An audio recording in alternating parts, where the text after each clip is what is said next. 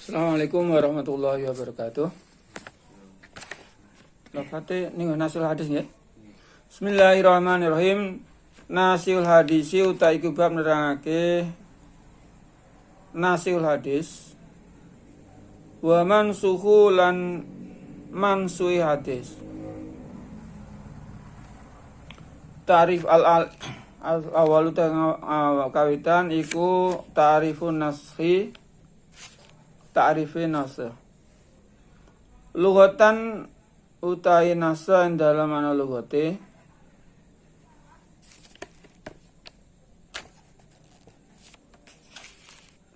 lahu iku kedue nasakh maknayane utai makna loro. Al-izalatu suci iku ngilangi. Wa min lan iku setengah sangka maknane nasakh al-izalah. To contone lan iku setengah contone al-nasu bimana izalah. Nasakhatis samsu adillah. Nasakhat ngilangi apa asamsu. Apa asamsu sengingi adillah ing ayang-ayang. Azala tegese ngilangi apa sinar sengi to sames hu ing dillah. Adillah ing ayang-ayang. Wanaklu lan maknane ngelih atau nyalin atau nukil. Wanak lan dene maknane nukil nyalin ngutip padha mangke maknane.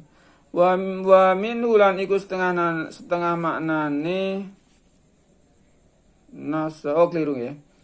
Wal naklu lan nakal makna yang kedua dari nasa. Wa naklu nakal lan nakal. Wa min lan iku setengah sangka maknane nasah. Nasah maknane nakal. Nasah tu nasah sapa ingsun, to nukil sapa ingsun. Nyalin sapa ingsun, to ngutip sapa teman. Alkitaba ing kitab. Aidha nakal tu sing nalikane nukil to ngelih sapa ingsun. To nukil ngutip sapa ingsun, to nyalin sapa ingsun. Ma ing barang fihi kang iku tetep ing dalem, fihi kang ing dalem kitab.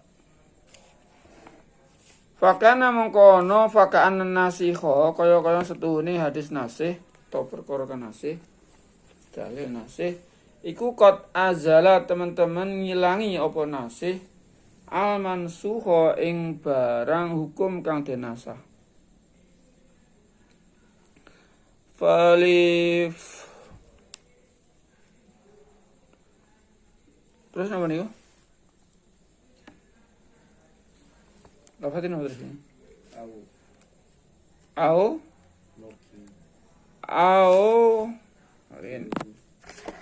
Au nakola utawa ngelis sapa wong.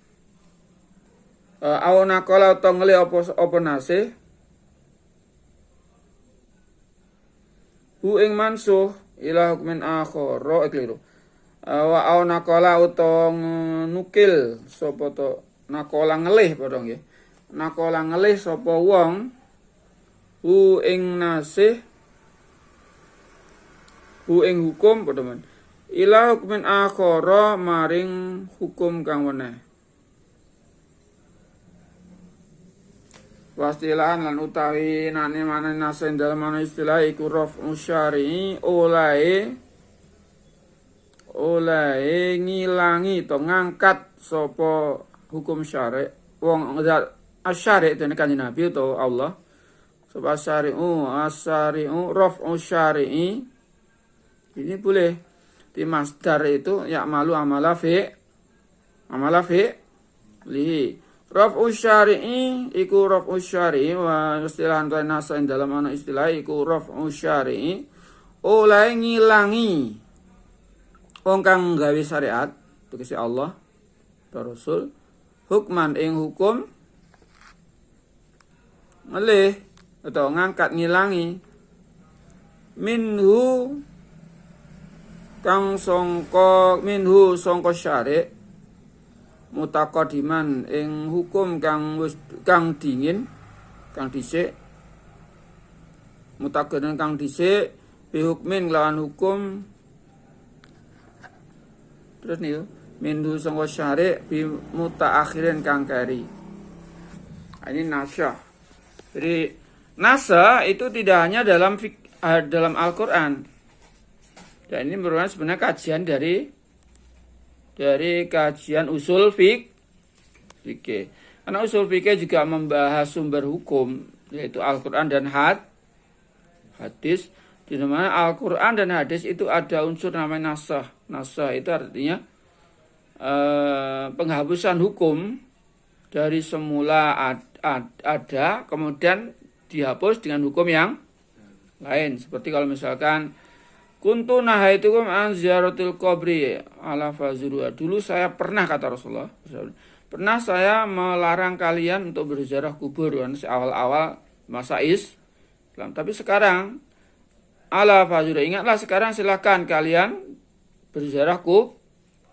Itu namanya hukum yang sebelumnya itu nama mansus, hukum yang terakhir itu adalah nasih yang menghapus. Kemudian nasyah menurut bahasa artinya ada dua makna. Pertama izalah, menghilangkan.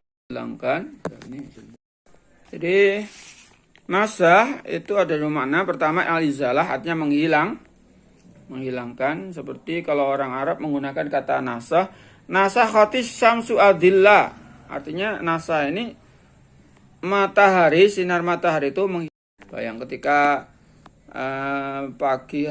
Nasyah khatis suadil, daging goreng, itu kan kinayah ya. Daging goreng atau daging godok, daging pokoknya daging lah. Daging yang dibakar atau daging yang dipanggang itu dimakan. Maka di situ Rasulullah memerintahkan untuk berwudu setelahnya ketika tidak sholat. Tapi terakhir kali yang dari Rasulullah terkait dengan masalah wudu setelah makan daging, Rasulullah ini tidak memerintahkan berwudu. Beliau tidak melakukan berwudu padahal dia makan daging, padahal tidak asal juga.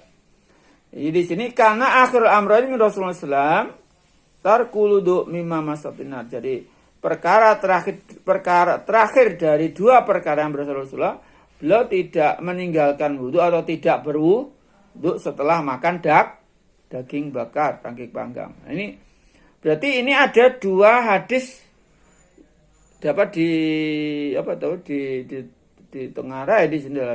Ada dua hadis. Hadis yang pertama Rasulullah itu memerintahkan berwudu setelah makan daging. Cuma terakhir kali terkait dengan persoalan tersebut beliau tidak memerintahkan berwudu atau bahkan dia sendiri setelah makan daging itu tidak berwudu. Nah, karena ini hadis terakhir, maka hadis yang terakhir ini menjadi pijakan hukum. Ini selaku nasih, dan hadis yang pertama itu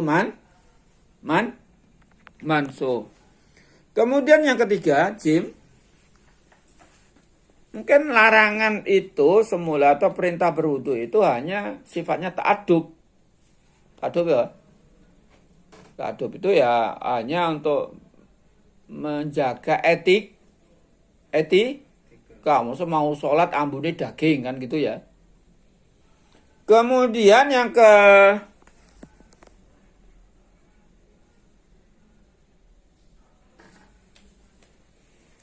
kemudian hadisnya apa itu? Bima'rifati tarikh lawan ngawerui tarikh atau sejarah. Kahadisi Saddad binil Aus. Kaya hadisi Saddad binil Aus. Hadisi aftarul hajimu wal mahjum. Aftara mukel poso atau batal poso nih. Aftara mukel poso. Sapa al hajimu wong kang cantuk.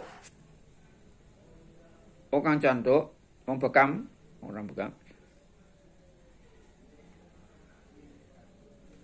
Wal mahjumu lan wong kang den cantuk. Nusikha den nasa apa hadis atau Haji Majum bi hadis Ibni Abdul Abbas lawan hadis nusikha den nasa apa hadis Saddad bin Aus apa hadis Saddad bin Aus bi hadis Ibni Abbas lawan hadis Ibnu Abbas anan Nabiya sunnikan Nabi sallallahu alaihi wasallam iku etajama cantuk sapa kanjeng Nabi wa wa halita kanjeng Nabi iku muhrimun wong kang ihram imun tur kang wong kang poso. Nah, ini Nasih dan Mansuh dia diketahui lewat sejarah atau biografi sejarah Rasulullah atau sejarah hadis atau sejarah Rasulullah. Contohnya di sini seperti hadis Saddad bin Aus. Dia mengemukakan berkata, Rasulullah dia mendengar Rasul bersabda, "Aftarul hajimu wal mahjum." Batalah puasa orang yang berbukalah atau batalah puasa orang yang membekam dan yang dibekam. Tahu bekam? Yaitu itu namanya itu artinya membekam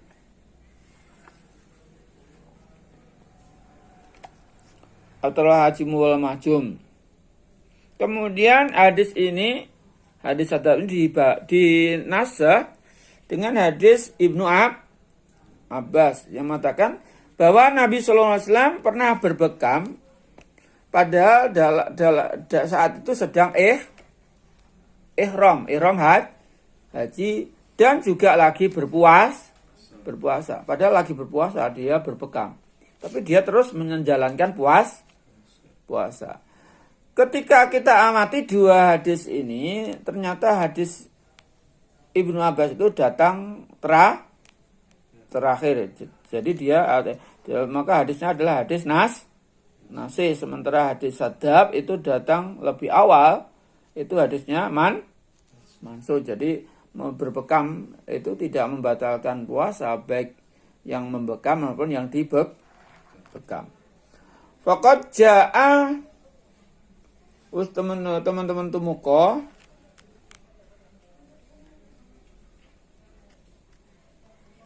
fi ba'di turuki hadis Saddad ing dalem setengahe pira-pira dalane atau sanate hadis Saddad, setengahe sanate hadis Saddad.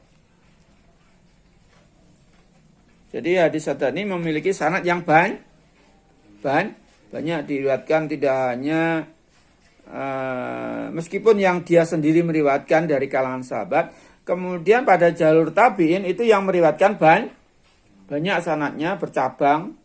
Kalau misalkan dari Saddad tersebut diriwayatkan oleh tabi'in dari A dan B. B dan A ini ke bawah punya sanad tersendiri, tapi ke atasnya itu bersumber dari Saddad. Nah, dari sekian hadis-hadis yang bersumber, yang jalurnya ke sanadnya ke Saddad itu menyebutkan bahwa kisahnya, hadis tersebut menyebutkan dalam sanadnya bahwa anadalika karena coba kita lihat apa anadalika setune mengkono aftarul hajimu wal mahjum atau hadis Saddad.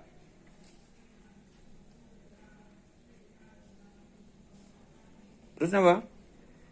Iku kana ono apa dalika aftarul haji mahjum itu zaman iku zaman kana ono apa dalika iku zaman al-fati ing dalem nalikane wektu kabukae kutha Mekah. Wa ana Ibni Abbas lan Ibnu Abbas iku sahabat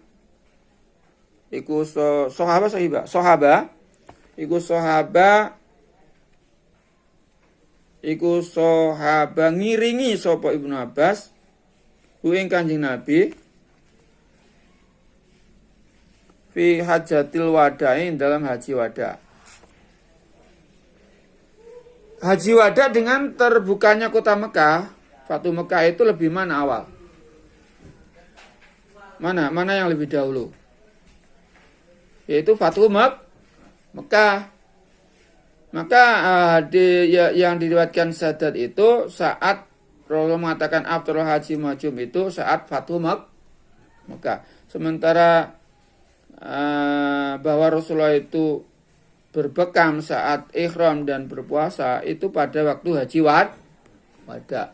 Nah, hadis itu yang hadis Rasulullah berbekam saat berhaji dan lagi berpuasa itu pada haji wada, itu hadisnya nasi karena datangnya terakhir. Kemudian jadi diketahui nasi dan mansuhnya lewat sejarah, lewat penjelasan Rasulullah sendiri, lewat ucapan sahabat. Yang terakhir, dal bidilalatil ijma'i lawan dilalah ijma' pituduh ijma' kahadisi man syaribal khamra fajliduhu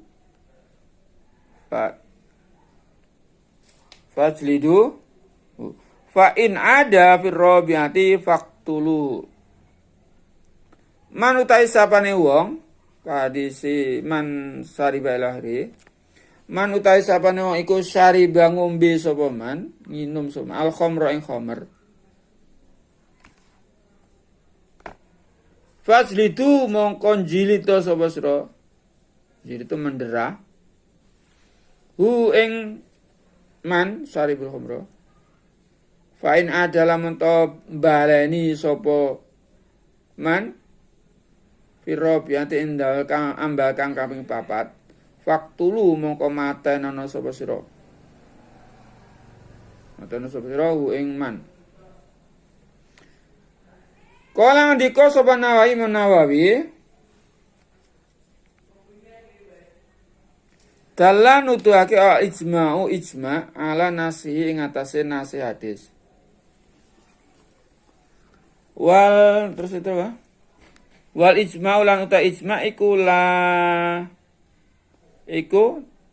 layan sahu ora nasa apa ijma wala yun sahu lan ora iso denasah apa layan sahu ora nasah apa ijma wala yun sahu tur ora den nasa apa ijma walakin ya dulu ang nuduhake apa ijma ala nasin ing atase anane nasi. Yang ketiga dengan dilalatul ijma.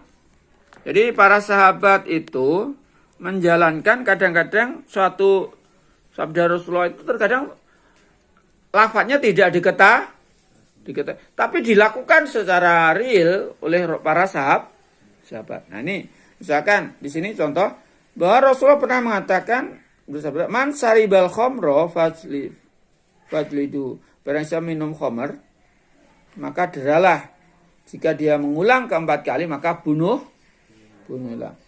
Tetapi para sahabat ternyata dalam kehidupan pada kalangan tabi'in juga dilihat dan juga kalangan sahabat sendiri, mereka tidak mendapati bahwa para sahabat itu melakukan seperti yang disabdakan Rasulullah. Diindikasi bahwa itu Rasulullah memang pernah menghapus, tapi lafadznya tidak diketahui.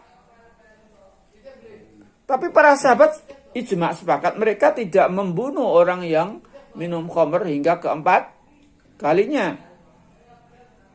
Ini menunjukkan bahwa ijma ini menunjukkan adanya hadis tersebut dinas. Cuma hadisnya tidak disebutkan. Begitu Rasulullah para sahabat melakukan, mereka nggak menyebutkan hadisnya. Cuma melakukan secara praktis. Jadi sini menunjukkan bahwa ijma itu tidak menasah. Jadi yang ijma itu tidak punya otoritas bisa menasah hadis. Atau Dan tidak pula ijma itu cuma menunjukkan kok sepakat para ulama, para sahabat kok enggak melakukan, berarti itu ada hadis, indikasi ada hadis, nase. Jadi para sahabat melakukan ijma seperti itu menunjukkan bahwa ada nase yang menghapus keberadaan dari tersebut. Cuma karena banyak orang mereka enggak menyebutkan begitu instruksi melakukan, tidak kemudian mengingat lafadznya. Dan itu ada semacam itu. Jadi perlu dipahami bahwa ijma itu tidak menasah dan tidak dinas. Cuma menunjukkan adanya suatu nase. Nase itu tentunya juga dari Rasulullah sendiri, bukan dibuat-buat dari sahabat. Nah, ini jadi nasa diketahui lewat itu tadi. Ya, kita terus doa kafir majlis. Ya, ini masih satu ya, nomor 4 tuh. Arabi Ahmad Ashurul Musannafati utawi luwih kundang-kundangi pira-pira kitab anggitan fi indalem nasul hadis wa mansuhi. Al awal kang kawitan iku al iktibar ya. Kitab al iktibar fi nasih wal mansuh indal fi nasih wal mansuh minal asari. Ini lafadznya namanya kitab ya. Al-Itibar fi nasi wal mansuh minal asar, kitab Al-Itibar fi nasi wal mansuh minal asar. Li Abi Bakrin Muhammad bin Abi Musa Farisi kedua Imam Abi Bakrin Muhammad bin Musa dari Farisi Al-Hazimi. Maknanya al-i'tibaru utai milang-milang fil nasi dalam gitu. Nasi wal mansul minal asari sanga berasar.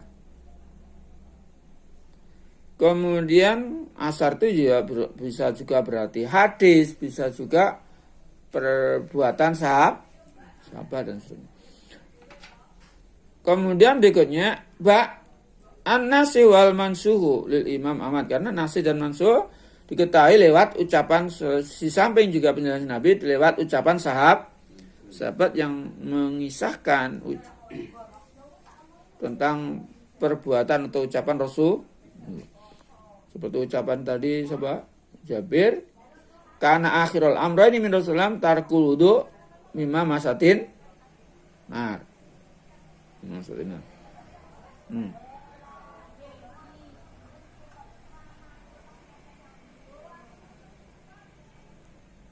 Kemudian